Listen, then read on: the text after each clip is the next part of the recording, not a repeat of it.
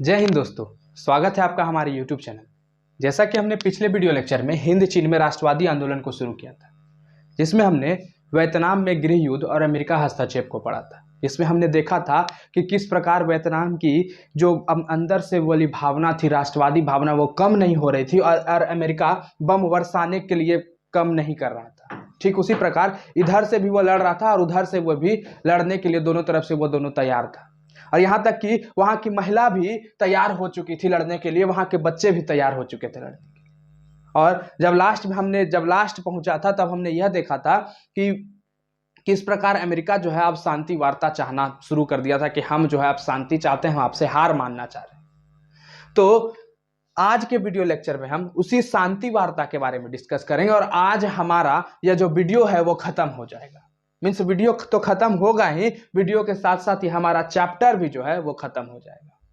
तो शुरू करते हैं आज का हमारा वीडियो लेक्चर। तो आइए, 1968 में जो पेरिस में शांति वार्ता, जैसा कि हमने कहा कि अमेरिका जो है शांति वार्ता चाहता था, तो पेरिस में शांति वार्ता शुरू हो जाती है। पेरिस में शांति के लिए सम्मेलन को बुलाया जाता है, लेकिन अमेरिका अपना हट के कारण, अपना जो नहीं कहते हैं कि एक अटूट होने के कारण कि हम शांति नहीं करेंगे, हम तुमसे दबना नहीं चाह रहे हैं, तो अमेरिका हट के कारण 6 माह तक वार्ता सफल नहीं हो पाता है। किससे वार्ता सफल नहीं हो पाता है? तो वियतनाम से। और कौन से वियतनाम? तो उत्तरी वियतनाम से वार्ता सफल नहीं हो पाता है।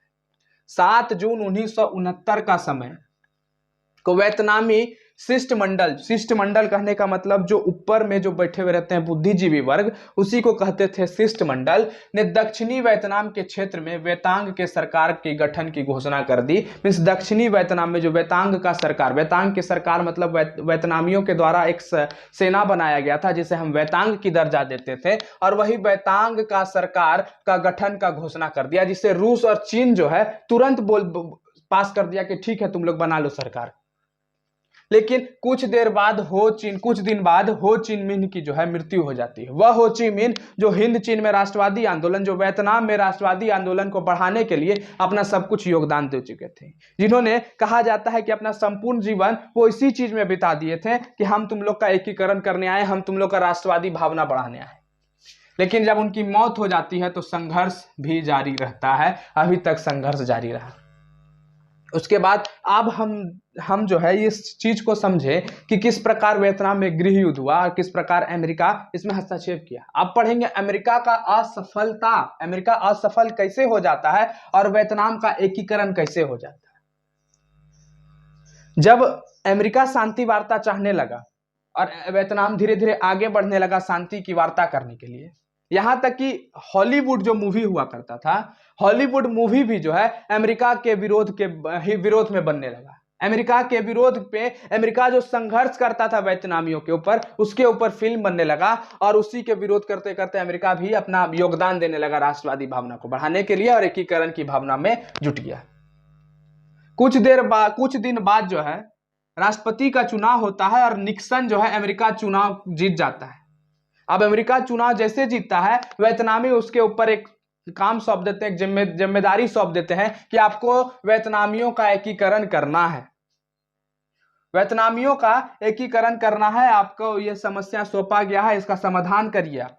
और इसी समय माई ली गांव, एक गांव हुआ करता था जिसका नाम माई ली था, और उसी में एक घटना प्रकाशित हो जाता है उसी के समय। अब जब इस घटना जब आपस में पनपने लगता है तो कहीं ना कहीं फिर से एक जनवादी आंदोलन, कहीं ना कहीं फिर से एक उग्र भावना तेज हो जाता है, और उसी उग्र भावना के तहत फिर से बम वर्षा, फिर से आपस में तालमेल नहीं होने लगता है, जिससे फिर से एक भयानक चीज उत्पन्न हो जाता है, भयानक संघर्ष उत्पन्न हो जाता है। और उसी चीज की शांति के लिए राष्ट्रपति निक्सन ने शांति के लिए 5 सूत्री योजना बनाई, 5 गो फॉर्मूला वाला योजना बनाया कि इसी के तहत हम लोग शांति से वार्ता कर लेंगे। क्या कि हिंद चीन के सभी सेना युद्ध बंद कर दें और जहां पर है वहीं पर रहे। हिंद चीन का जितना भी सेना है जो युद्ध कर रहा है, आप लोग वहीं रुक जाइए और वहीं पर बंद हो जाइए, आप सेना युद्ध को बंद कर दीजिए। और युद्ध विराम तो करेंगे, लेकिन युद्ध विराम का जो देख रेख होगा कि युद्ध कर रहा है कि नहीं कर रहा है, उसे ना क्या कर रहा है कि क्या नहीं कर रहा है, वो तो देख रेख के लिए अंतर्राष्ट्रीय पर्यवेक्षक करेंगे। मीन्स अंतर्राष्ट्रीय में जो ऊपर में बैठे हुए हैं, इंटरनेशनल ऑर्गेनाइजेशन जो बैठे हुए हैं, उस चीज का देख रेख वह करेंगे। इस दौरान अगर कोई देश अपनी शक्ति नहीं बढ़ाएगा, मींस अगर कोई देश आके अपना शक्ति प्रदर्शन करना चाह रहा है, कोई शक्ति दिखाना चाह रहा है किसी भी राष्ट्र के ऊपर, किसी भी छोटे से राष्ट्र के ऊपर, तो ऐसा नहीं होगा, ऐसा करने से मना कर दिया गया। युद्ध विराम, अगर युद्ध विराम हो रहा है तो सभी युद्ध बंद रहेगा। ये नहीं कि युद्ध विराम हो रहा है तो द्वितीय विश्व युद्ध हो रहा है, नहीं, ऐसा कुछ नहीं, सभी युद्ध बंद रहेगा। युद्ध विराम का अंतिम लक्ष्य समूचे हिंद चीन में संघर्ष का अंत होगा। मींस युद्ध विराम का एक ही लक्ष्य होगा, युद्ध विराम तभी होगा जब पूरा हिंद चीन में संघर्ष का अंत हो जाएगा, तभी युद्ध विराम होगा। परंतु ये जो 5 सूत्री मांग था, इसको अस्वीकार कर दिया जाता है, किसके द्वारा? खुद अमेरिका के द्वारा। और अमेरिका फिर से जो है बम वर्षा शुरू कर देता है, और ऐसा बम वर्षा शुरू कर देता है कि वो शायद उसमें भी नहीं देखा हो, हिरोशिमा नागासाकी में भी। फिर निक्सन के ऊपर टेंशन बढ़ जाता है, निक्सन पुनः 8 सूत्री मांग का योजना बनाता है, और वही 8 सूत्री मांग जो योजना बनाया उससे अब वियतनामी खुश नहीं हुए।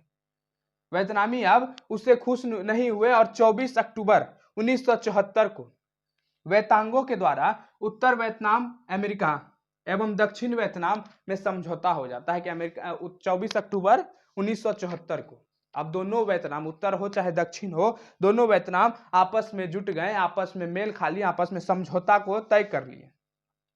लेकिन दक्षिण वियतनाम जो है फिर से आपत्ति दिखाना शुरू कर दिया, और आपत्ति जिताया, और आपत्ति जता के फिर से वार्ता पे आना चाह रहा था, किससे? अमेरिका के साथ बातचीत करना चाह रहा था।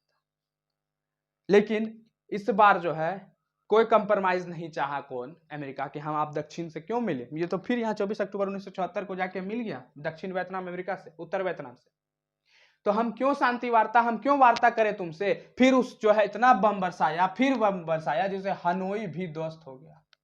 लेकिन अगर बम वर्षा हो रहा है, ऐसा नहीं कि वियतनाम पीछे हट गया, वियतनामी भी डटा रहा और उससे लड़ता रहा, और 27 फरवरी 1973 को पेरिस में वियतनाम युद्ध समाप्ति का हस्ताक्षर हो जाता है।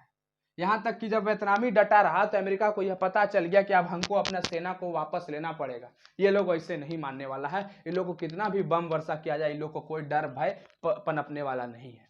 तो पेरिस में 27 फरवरी 1973 को सफल हो गया, और यह युद्ध विराम, और इस पे हस्ताक्षर कर दिया जाता है इस युद्ध के ऊपर। यहां तक कि यह भी देखने को मिला कि 60 दिन के अंदर ही अमेरिका यहां से वापस लौट जाता है, और युद्ध समाप्ति के बाद अप्रैल 1975 में उत्तर वियतनाम और दक्षिण वियतनाम का एकीकरण हो जाता है, और इस प्रकार संपूर्ण वियतनाम का एकीकरण, उत्तर और दक्षिण पार्ट का एकीकरण हो जाता है। इस युद्ध में $9855 खर्च हुआ था, जिसमें सर्वाधिक जो खर्च था वो अमेरिका का खर्च था, जिसमें 56,000 सैनिक भी मारे गए थे, जिसमें 3 लाख सैनिक तो अकेले घायल हुआ था, जिसमें सर्वाधिक सैनिक जो था वियतनाम का घायल हुआ था। इस प्रकार हम अपने हिंद चीन में राष्ट्रवादी आंदोलन को कंप्लीट कर लिए आज का चैप्टर। तो आशा करते हैं आज का वीडियो लेक्चर आपको समझ में आया होगा। आने वाले वीडियो लेक्चर में हम भारत में राष्ट्रवाद को शुरू करेंगे। भारत में राष्ट्रवाद, अब हम लोग राष्ट्रवाद के भावनाओं को पढ़ लिए पहले चैप्टर में, समाजवाद साम्यवाद को समझे, हिंद चीन में राष्ट्रवादी आंदोलन को समझे। अब हम भारत में राष्ट्रवाद को समझें कि भारत में किस प्रकार राष्ट्रवादी भावना पड़ी, किस प्रकार हिंद चीन में राष्ट्रवाद, किस प्रकार यूरोप में राष्ट्रवाद भारत में राष्ट्रवाद को प्रभावित किया, उस चीज को समझने का प्रयास करेंगे। तो आशा करते हैं आज का वीडियो लेक्चर आपको समझ में आया होगा। तब तक के लिए धन्यवाद। जय हिंद।